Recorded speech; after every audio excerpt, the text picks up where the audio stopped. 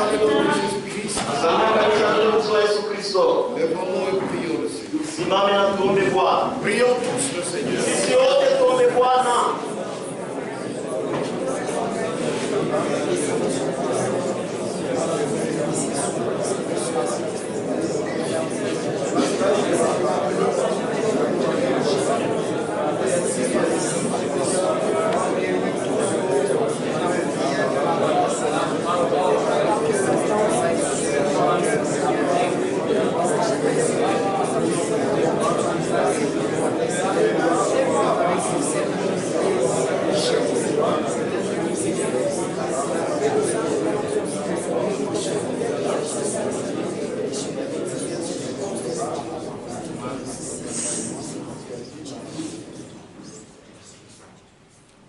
Bien-aimé notre Père, nous voici dans ta présence. Nous croyons que tu es là par ton esprit. Et qu'un jour tu viendras pour nous prendre.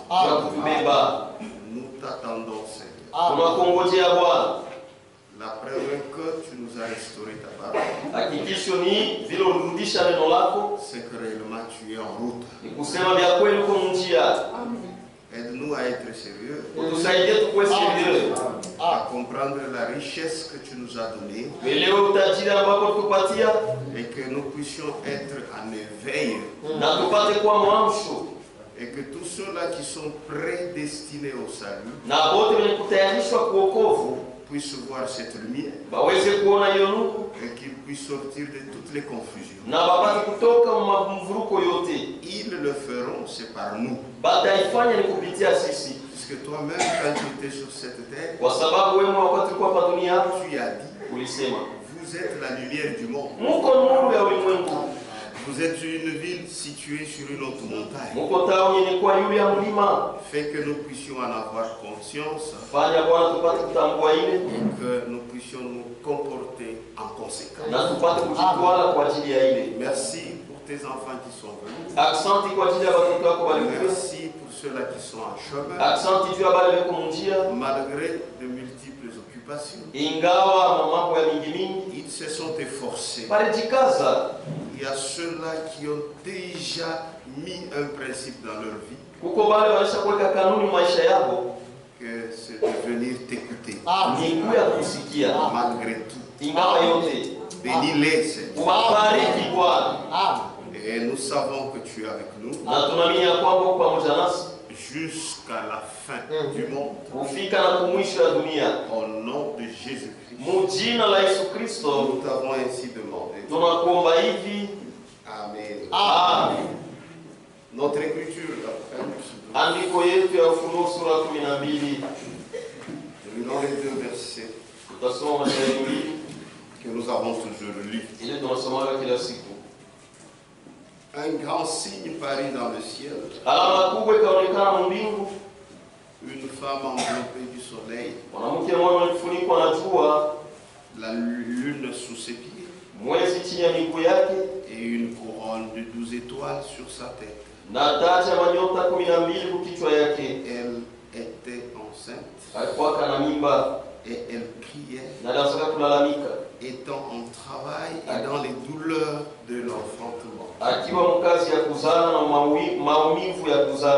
Vous pouvez vous asseoir. Nous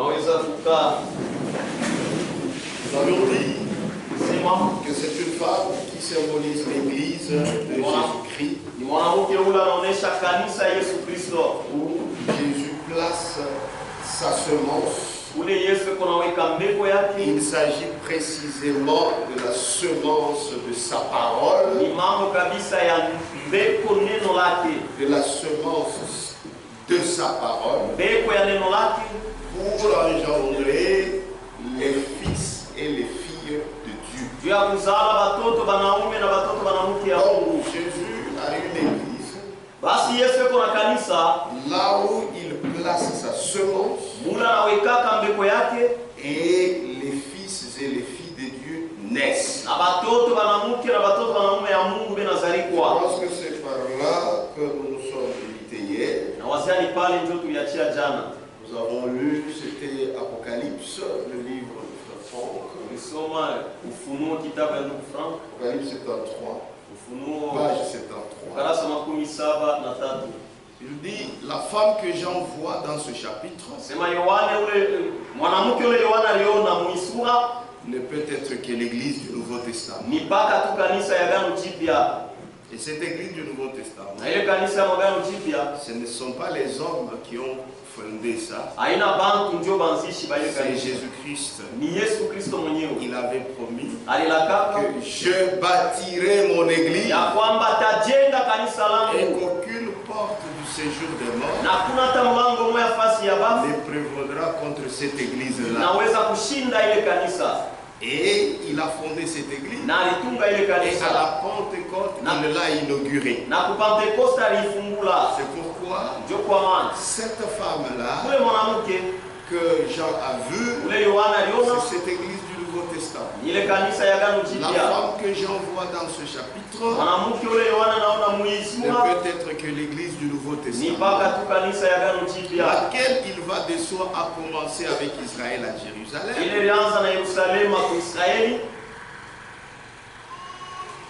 A commencé avec Israël à Jérusalem, sur le sol juif. Les rapports de Dieu avec son peuple, lorsqu'il l'appelle femme, exprime son amour dans son union avec son église. Vous pouvez lire dans Ephésiens 5, verset 29 au verset 32. Mais là, qu'est-ce que Jésus fait dans cette femme, dans cette église? Jésus place la semence de sa parole dans le sein de son église pour engendrer la nouvelle naissance. Naissance d'en haut, des fils et des filles de Dieu. C'est là où Jésus place sa semence. Pas ailleurs. Et cette église est constituée de tous ceux qui sont sortis de la confusion babylonienne. Puisque la confusion babylonienne, c'est Apocalypse 17. On peut dire qui est la femme de l'Antichrist. Là où l'Antichrist met sa semence. Cette femme, c'est elle la prostituée. Elle est différente de la femme d'Apocalypse 12. Qui ne reçoit que la semence de Jésus-Christ. Voilà pourquoi, pour cette église d'Apocalypse 17, c'est elle, Babylone. Et à la fin du temps, elle n'est plus Babylone. Elle devient Babylone la grande. Parce qu'il y a des filles qui sont sorties d'elle. Et ça forme maintenant ce qu'on appelle Babylone la grande. Oui. Et cela, c'est dans notre temps. Et lorsque l'épouse s'allira, il y aura encore une autre phase. Et qu'elle va prendre beaucoup d'ampleur. Oui. Voilà pourquoi, avant l'enlèvement, il y a un appel à sortir. Sortez du milieu d'elle. Mon peuple, n'y restez pas, puisqu'il n'y a rien de Dieu. Apocalypse 18, verset 1er. Après cela, je vis descendre du ciel un autre ange qui avait une grande autorité, et la terre fut fut éclairé de sa gloire. Il cria d'une voix forte, disant, elle est tombée, elle est tombée, Babylone la grande,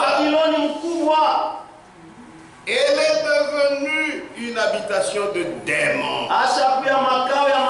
Donc c'est un temple des démons. Elle est tombée, elle est tombée, Babylone la grande, elle est devenue une habitation de démons, un repère de tout esprit impur, un repère de tout oiseau impur et odieux. C'est-à-dire tout ce qui est mauvais se retrouve là-bas. C'est pourquoi n'entrez pas dans une église pour cacher votre bassesse. Non, croyez le Seigneur Jésus-Christ. Soyez nés de nouveau. Là, il y a lieu de changer votre comportement. Mais dans cette église, tout oiseau impur s'y retrouve. Elle est devenue une habitation de démons. C'est pourquoi ne dites pas, je veux prendre cette parole, je veux faire entrer ça dans ma dénomination et ils vont changer. Ils ne changeront pas. Babylone est tombée. Ce qu'il faut faire, c'est de quitter. Sortez. On a essayé de soigner Babylone. Ça n'a pas tenu. Maintenant, sortez. Fuyez. Elle est tombée. Elle est tombée. Babylone la grande. Elle est devenue une habitation de démons. Même si vous voyez, ils chantent bien. Ils ont des bons instruments de musique. La Bible dit, elle est tombée. Babylone la grande. Elle est devenue une habitation de démons.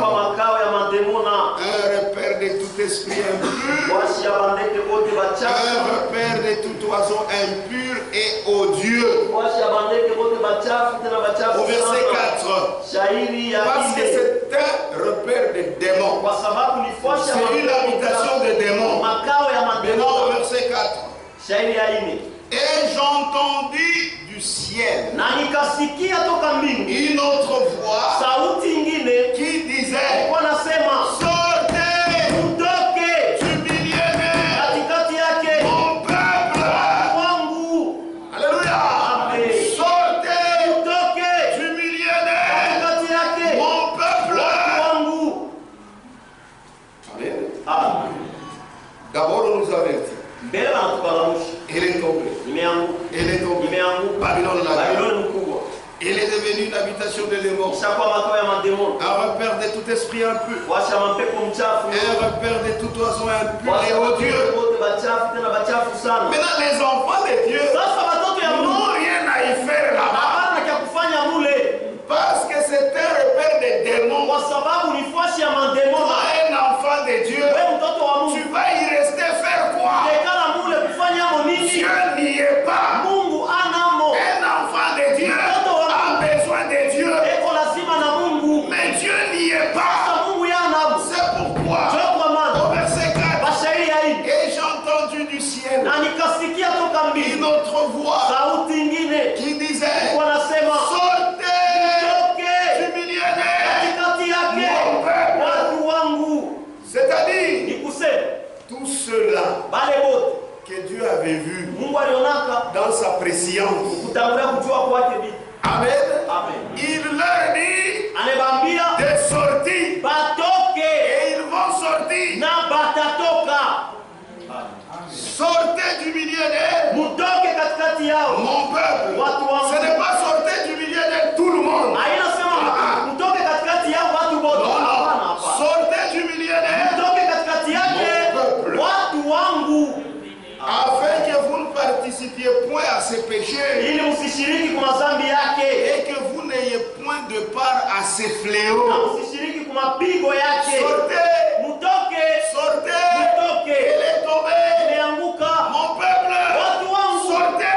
Mutoke. Que Dieu vous bénisse. Amen. Sortez. Mutoke. N'y restez pas. Usibakiemo. Car ces péchés Kwa maana madhambi yake se sont accumulés jusqu'au ciel. isha kuyale nafika na kumbingu. Inayala sana. Et Dieu Na Mungu s'est souvenu de ses iniquités. anakumbuka maovu yake yote. Amen. Amen. C'est pourquoi il faut obéir à l'appel à sortir. Ndio kwa maana napasha kutii kumwito ya kutoka. Et l'appel à sortir, Na mwito ya kutoka. c'est ce message que nous vous prêchons. Ni ujumbe tuko na mhubiri. C'est ça l'appel à sortir. Ndio mwito ya Ce kutoka. message Basi ujumbe dit au peuple de Dieu, tuko naambia watu wa Mungu. c'est déjà tombé Babylone. Babylone isha kuanguka. Ce n'est plus même Babylone, Haina tena hata mais c'est Babylone. Babylone la grande. Lakini Babylone mkuu. Sortez! Mutoke. Et ceux-là qui écouteront, Na bale ce watasikia. sont les enfants de Dieu. Mpaka tu watoto ya Mungu. Jésus a dit, Yesu alisema, je connais mes brebis najua bakondoo. et mes brebis me Na connaissent. wakondoo zangu wananijua. Mes brebis ne suivront pas une autre personne. Wakondoo yangu watafuataka kama mtu mwingine. Quand l'appel à sortir, Wakati mwito ya kutoka, dit sortez, nakwambia toka. vous devez sortir. Unapasha kutoka. Amen. Amen. C'est-à-dire, Ni kusema ce que Dieu avait vu kile Mungu aliona et qui sont destinés na au isha kutayarishwa salut. kuokovu, Destinés au salut. kutayarishwa kuokovu, Ils doivent sortir de Babylone. anapasha kutoka Babiloni. Amen. Amen.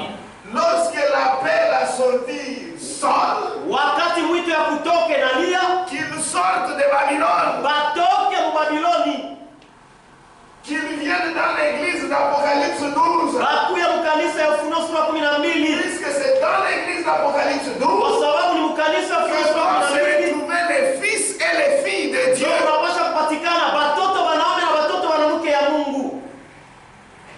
Et on va les comprendre. Na tutaelewa. C'est ainsi que Na njoo hivi, Frère Franck dit, Frank anasema, ceux-là qui sont des croyants bale wenye kuwa waaminifu dans ce temps-ci, ni wakati hii ce sont ceux-là qui forment les 10 vierges. njoo bale wanatunga babikira 10. Ah, les 10 vierges. Babikira 10. Franck dit, Frank anasema sont les croyants ni baaminifu dans ce temps-ci. mwi wakati hii. Je ne parle pas de ça, je parlerai. Nisisemee ile lakini nitaisemea hapa. Mais on doit sortir. Lakini tunapasha Puisque kutoka. là, il n'y a pas de choses de Dieu. Kule hakuna mambo ya Mungu. Si vous êtes enfant de Dieu, Kama mtoto wa Mungu, sortez. toka. Amen. Apocalypse 126. Ufunuo 126. C'est toujours frère Franck. Mpaka ndugu Frank. Le dernier appel Mwito ya mwisho venant du ciel ya kutokea kumbingu à la fin du temps de la grâce. kumwisho ya wakati wa neema. Est-ce que vous croyez que nous sommes à la fin du temps de la Yesu grâce? anaambia kwamba tuko kumwisho wa wakati wa Le neema. dernier appel Mwito ya mwisho venant du ya ciel kutoka kumbingu à la fin du temps de la grâce. wakati ya mwisho ya neema Et celui-ci, ni hii. sortez du milieu d'elle, Mutoke katikati yake mon peuple, watu wangu, afin que ili vous ne participiez pas à ses péchés shiriki kwa madhambi et zake que vous ne receviez pas de ses plaies, na msipokee mapiko yake, car ces péchés kwa maana madhambi se yake sont amoncelés jusqu'au ciel. inaisha kuyala sana kufika na kumbingu. Et Dieu s'est souvenu de ses iniquités. Kumbuka maovu yake. Apocalypse 18, Ufunuo sura 45, nous l'avons lu. 45 tulisema. Maintenant, il commande. Sasa anaisemea Il est possible inawezekana que des personnes watu destinées au salut, wenye kutayarishwa kuokovu, ce que Dieu avait vu wale Mungu aliona avant la fondation du monde, mbele ya kuumba dunia qu'ils viendraient au salut kwamba watakuyaka kuokovu pendant qu'il y a l'appel à sortir. wakati kuko mwito ya kutoka. Il est possible que Inawezekana dans Babylone la grande, kwamba Babiloni il se retrouve des mupatikane personnes watu destinées au salut. wenye kutayarishwa kuokovu. Moi, Mie j'étais là-bas. mimi kwa J'étais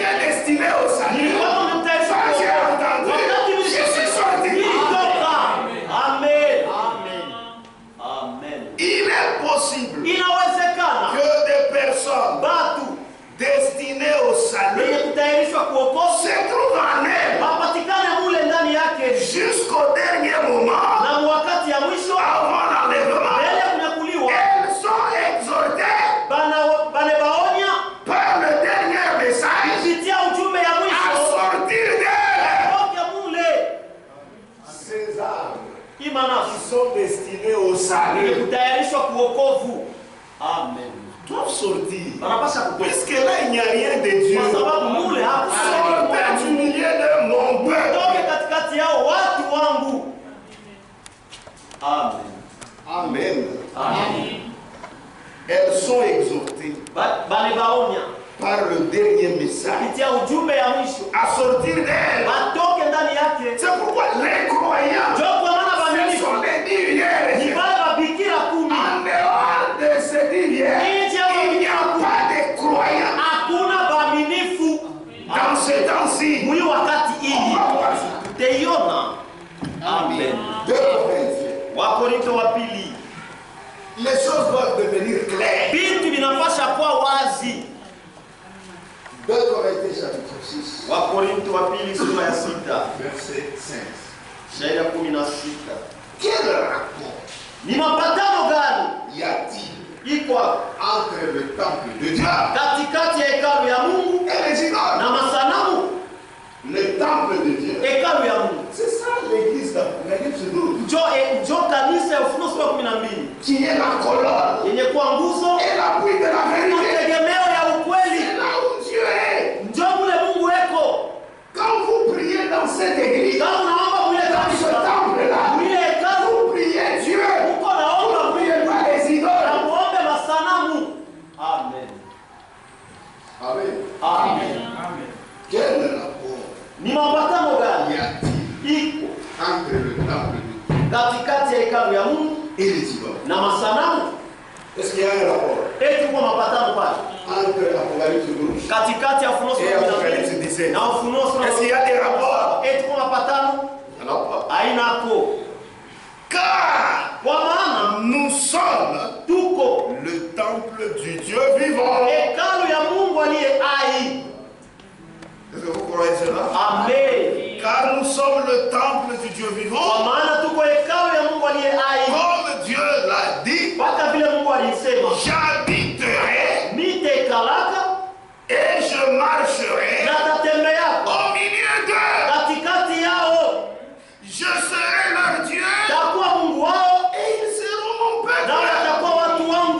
Amen. Amen. Amen. Jésus-Christ, il marche. Il est au milieu du chandelier. Chandelier, c'est ça l'église de Jésus-Christ qui passe par différentes périodes. Celui qui est au milieu du chandelier, c'est Jésus-Christ. En tant que le Fils de l'homme, il est en train de parler. Et quand il parle, ses enfants écoutent.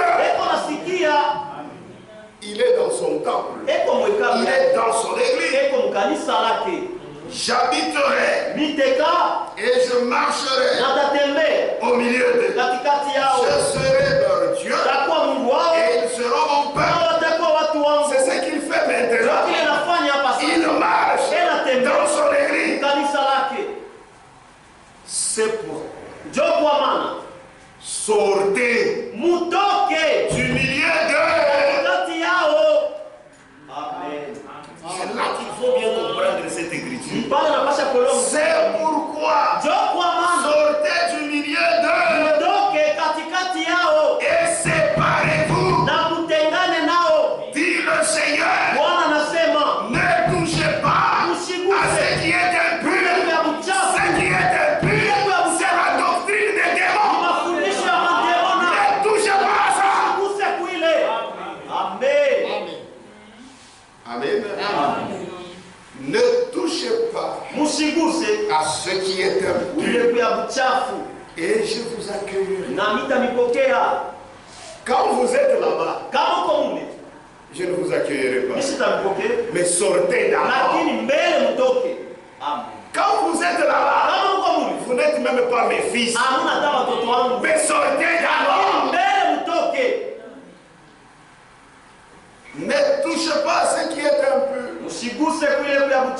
Et je vous accueillerai. Amen. Quand vous allez sortir, c'est ainsi que 18, je serai pour vous un père. Et vous serez pour moi des fils et des filles.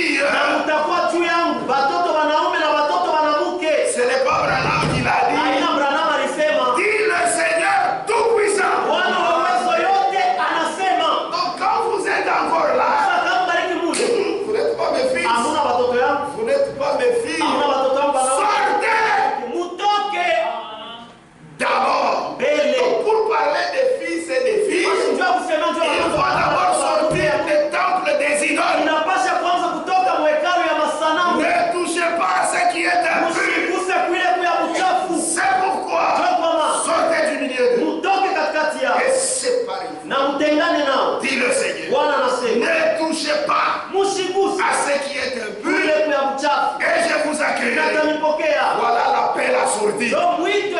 C'est C'est ce message. Vous devez sortir. Et quand vous sortez, vous êtes des croyants. Amen. Amen. Amen. Donc il faut sortir du temple des idoles. Puisque le temple des idoles, c'est ça l'église de l'Antichrist. C'est ça Apocalypse 17. Dieu n'y est pas. Puisqu'il n'y a pas la doctrine de Christ, celui qui n'a pas cette doctrine, il n'a point de Dieu. Amen. Il faut sortir. Tu ne faut pas philosopher. Dites aux enfants de Dieu de sortir. S'ils sont enfants de Dieu, ils sortiront. Au début, ce message était très clair. Les gens n'avaient pas beaucoup de philosophie. Et nous sommes sortis. Amen. Nous sommes sortis parce que nous avions compris que c'est vrai. Selon la prédestination, nous étions des enfants de Dieu. Mais là où nous étions, temple des idoles. Et on est sorti. On n'est pas sorti parce qu'on avait volé ou qu'on avait engrossé. Nous sommes sortis parce qu'il n'y avait pas la parole. Et nous avons compris que nous étions prédestinés au salut.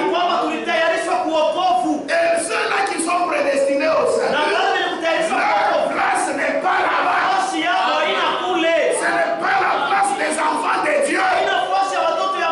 Les dénominations ne conviennent pas pour les fils et filles de Dieu. Amen.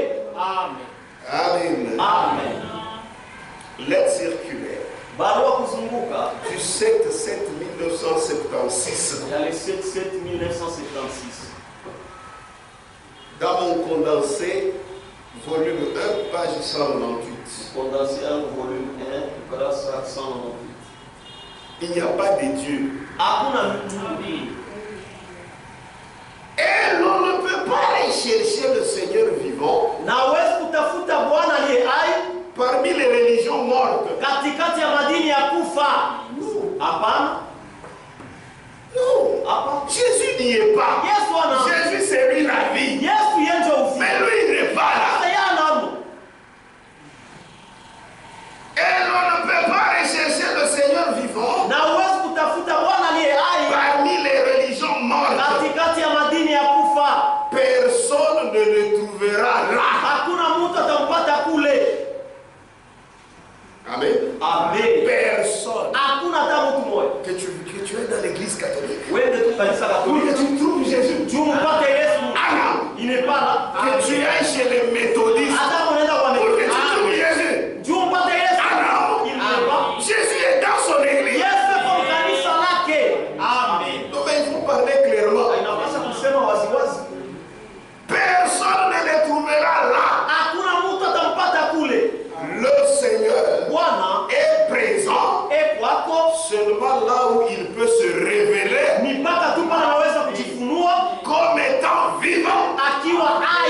Là où par son esprit et sa parole il suscite dans le cœur des hommes une vie nouvelle. C'est là où il est. Mais les lieux où il n'y a pas la parole, mais où la vie nouvelle viendra.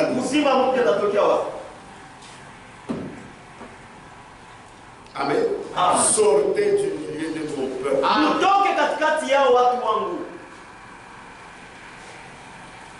Personne ne le trouvera là. Le Seigneur est présent seulement là où il peut se révéler comme étant vivant. Là où par son esprit et sa parole il suscite dans le cœur des hommes une vie nouvelle. il est là, où il accorde lui-même, il est là, où l'on accorde à lui-même et à sa parole une foi entière et une pleine confiance. C'est là où il est. Mais là où vous prenez une partie de la parole, mon Christ n'y est pas.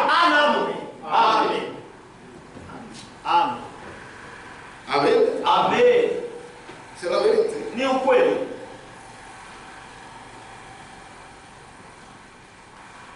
Une foi entière et une pleine confiance. Là où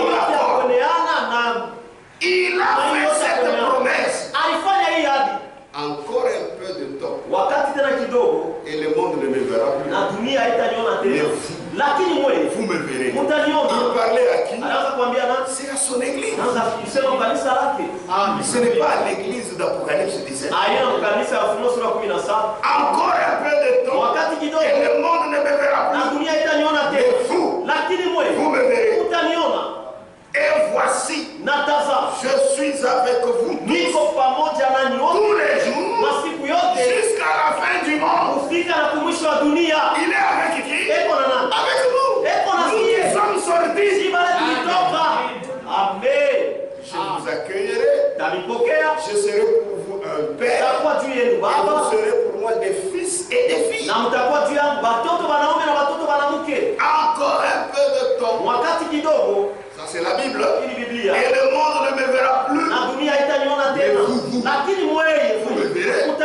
Et voici, je suis avec vous tous les jours jusqu'à la fin du monde. Amen.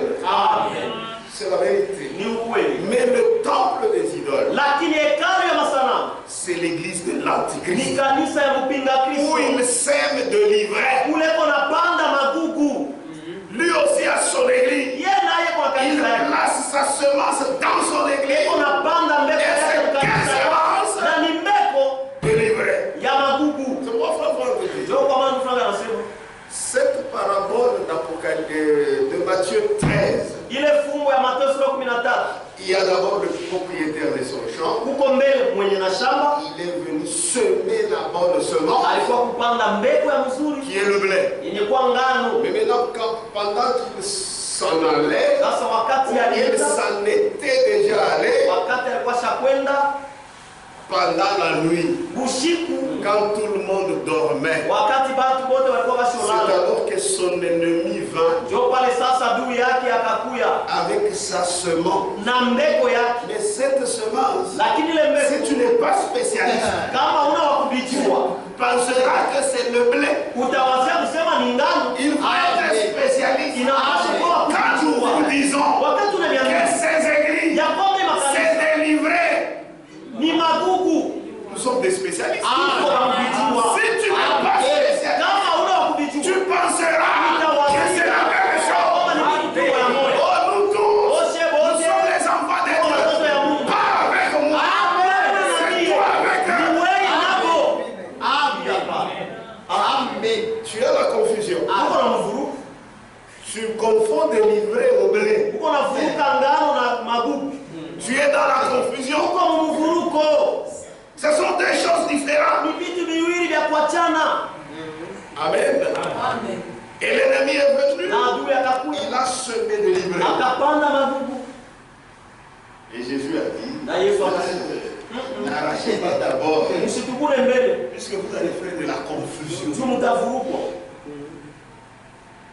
C'est pourquoi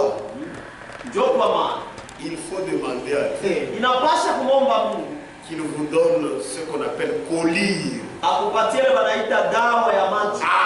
pour oindre tes yeux, afin que tu vois. Amen. Le temple des idoles, c'est l'église de l'Antichrist, où il sert de l'ivraie. Chaque semence se reproduira selon son espèce. Quand tu sers de l'ivraie, tu n'auras pas de blé. Tu auras de l'ivraie. Quand tu sèmes l'ivraie, cela produit de l'ivraie. Les fils du malin, le blé produira les fils de Dieu. Ça dépend de ce que tu as semé. Là où tu as semé le blé, ce sont là les enfants du royaume. Là où il y a l'évangile du royaume, la bonne nouvelle du royaume, là où il y a les enfants des dieux. Amen. C'est dur, hein? Mais c'est la vérité. Amen. Amen. Maintenant, livrer. C'est quoi? Je vous ai dit que dans la Bible, Jésus a dit, attention, ne rachetez pas tout de suite. C'est vraiment, il y a de la ressemblance. Puisque le blé est livré, il faut être spécialiste.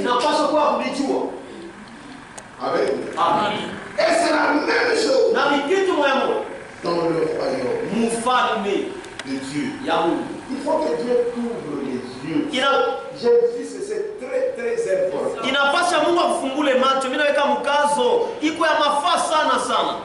Et Franck dit, ce champ-là, la Bible dit, c'est le monde. Ni dunia, ni bantu. Ah, c'est ça la bonne. C'est le monde. Ni bantu. Ah. Et ce monde, Franck insiste. Il dit c'est un terrain religieux. Ah. Amen. Que ce soit le blé, c'est religieux. C'est ça. Tous nous pratiquons la religion. Nous, c'est la religion de Christ. Et même le livret là, c'est sur le même terrain de la religion. Il cite aussi Jésus. Il chante pour Jésus. Ayant l'apparence de la piété, ceux qui ont fait la faute, c'est quoi? C'est la parole. Vous ne saurez pas. Tu pries, lui aussi prie. À la fin, il dit au nom de Jésus. Toi aussi, tu dis au nom de Jésus. Mais ça dépend de la semence qui a été plantée. Amen. Amen. Et là, écoutez.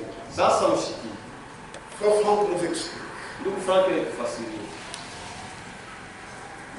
Page 47 dans mon condensé ici.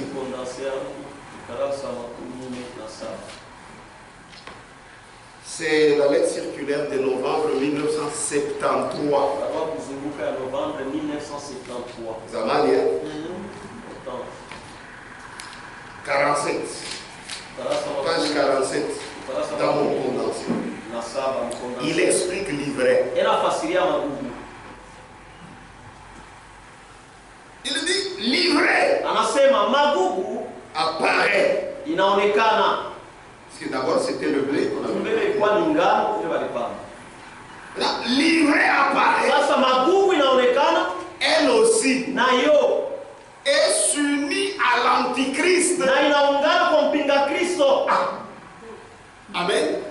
Le blé s'unit à Christ. Puisque c'est sa semence. Mais l'ivraie apparaît. Elle aussi est s'unit à l'antichrist. C'est pourquoi tous ces gens sont liés en gerbe. Amen. Le Conseil mondial des églises, c'est en marche. C'est en marche. L'ivraie apparaît elle aussi. Et s'unit à l'antichrist. Et il explique. Le docteur Franck. Moi je crois que c'est un Mwalim, ce frère. Écoutez. L'ivraie apparaît elle aussi. Et s'unit à l'antichrist.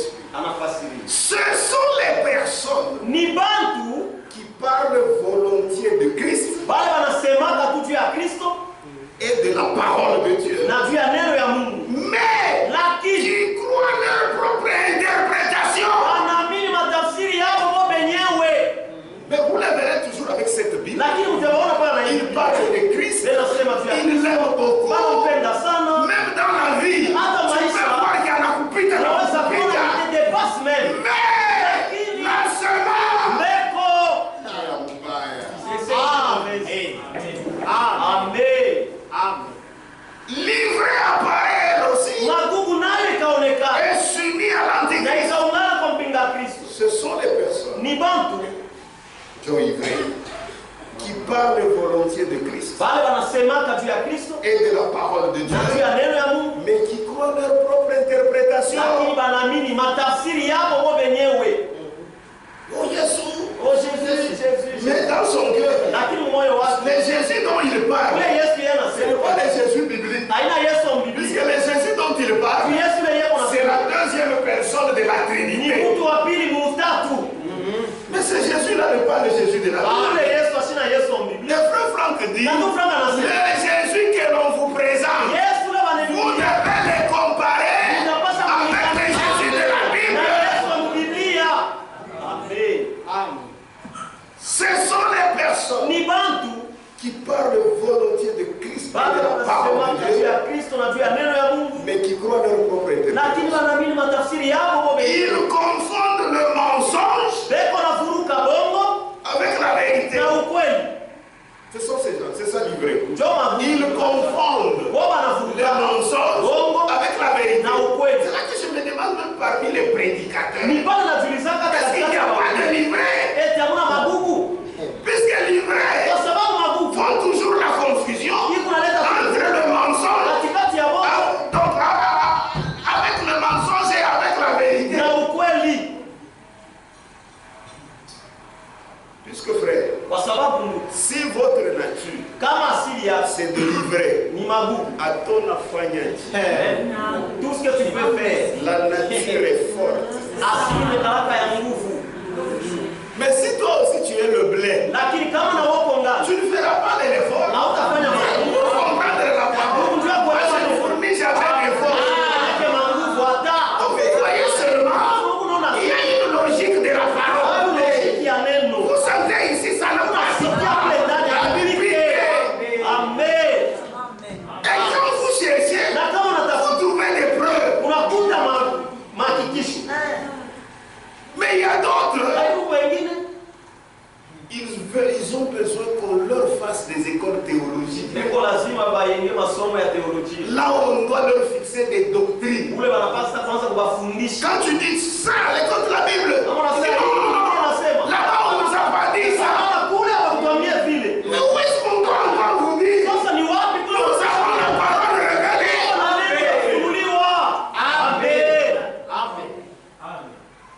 C'est ça livré.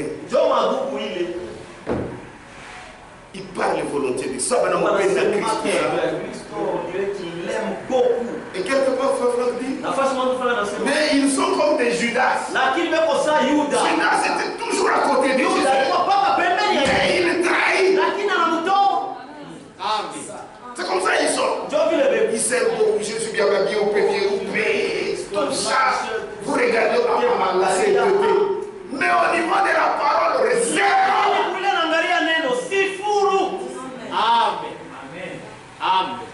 Vous avez compris livrer. Donc livrer, c'est la semence plantée la nuit. Amen. Et livrer vient d'un terme hébriaque qui veut dire l'ivresse. Magugu inatokea kumsemo wa Kiebrania Ebriaka, ni kusema bulevi. C'est même qu'il a pété en Kiebrania. Un mot hébriaka qui veut dire ivresse. C'est ça. Ces gens-là, les enfants de l'ivresse, les semences ivrées, ils sont comme ivres. Frère, comment se fait-il que dans la Bible, il n'y a aucune notion de la Trinité? Et même ils écrivent même que la notion de la Trinité, nous n'en avons pas de traces dans la Bible. Mais ils croient. Et il y a ces gens comme ça, même dans ce message. Dans la Bible, il n'y en a pas. Mais ils croient ça. On a bien mis Dieu à Nini. Toi, tu as cru ça. De livrer. Magugu. C'est ça, la semence de discorde. C'est ça. Tous ces gens-là attendent l'enlèvement. C'est faux. C'est pourquoi la Bible dit, nous ne sommes pas de la nuit. On ne nous a pas planté la nuit. Pas les moyens chambres. Le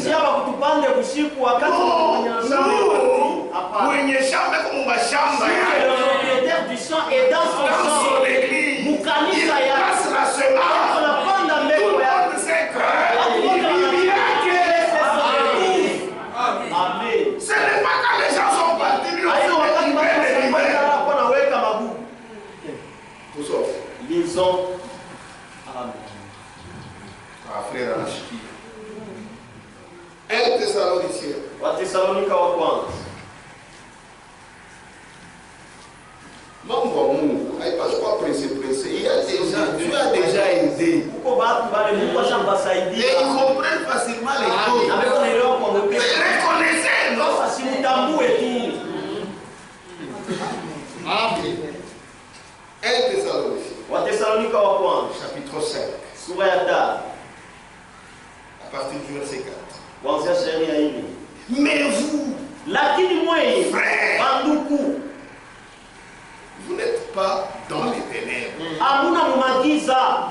Pour que ce jour vous surprenne comme un voleur. Ili ile siku inishitushe saa mwizi. Si à Yesu kutushitushe. Parce que même la parole prophétique nous la connaissons.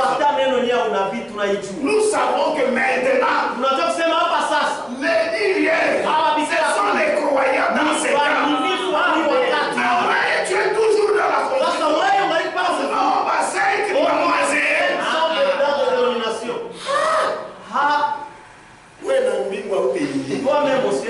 Pour le moment, il faut parler clair.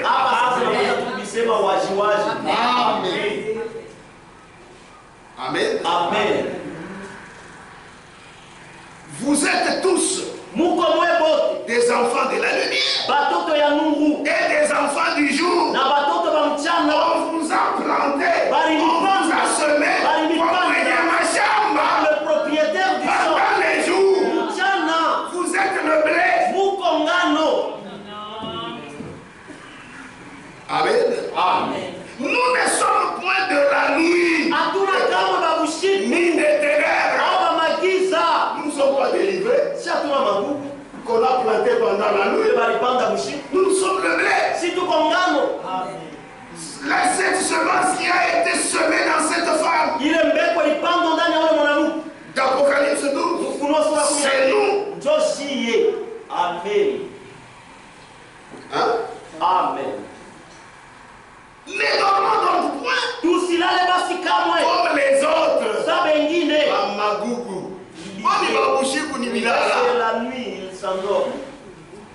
Ne dormons donc point comme les autres. Mais veillons. Et soyons sobres. Injo mina pendaka kwa kutraduire mwingine na mwingine. Puisque sobre. Kwa sababu kiasi.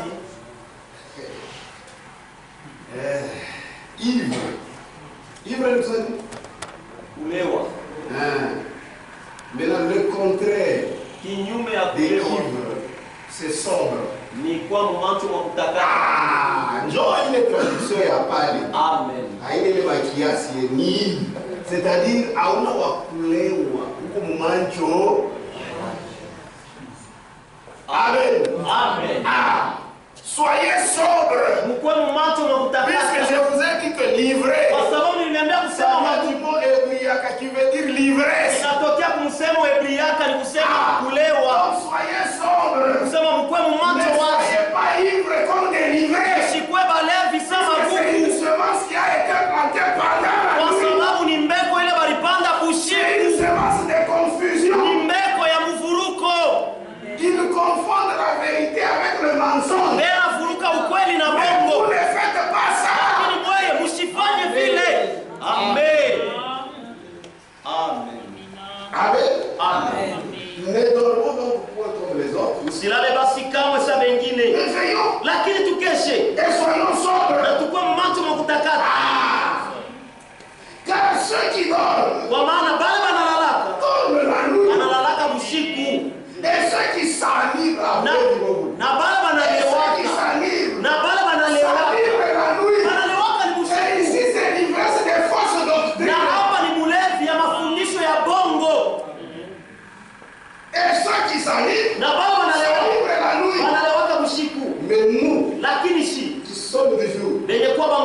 Le blé a été planté le jour par les propriétaires du sol. Amen.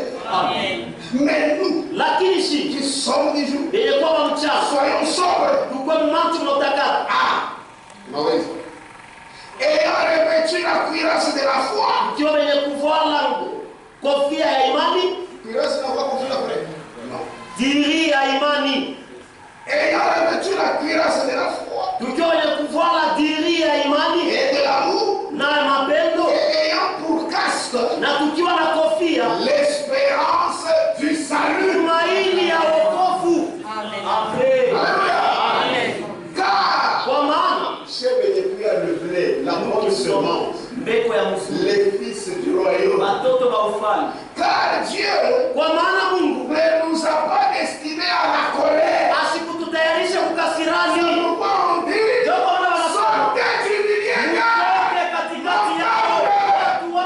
pour que vous ne soyez pas frappés avec les autres. Amen. Car Dieu ne nous a pas destinés à la colère,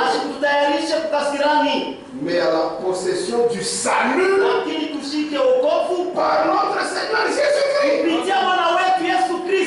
qui est mort pour nous, afin que soit que nous veillons, soit que nous veillons, soit que nous dormions, nous vivions ensemble avec lui. C'est pourquoi exhortez-vous réciproquement. C'est pourquoi exhortez-vous réciproquement. Édifiez-vous les uns les autres. Comme en réalité vous le faites. Nous qui sommes sortis. Alléluia.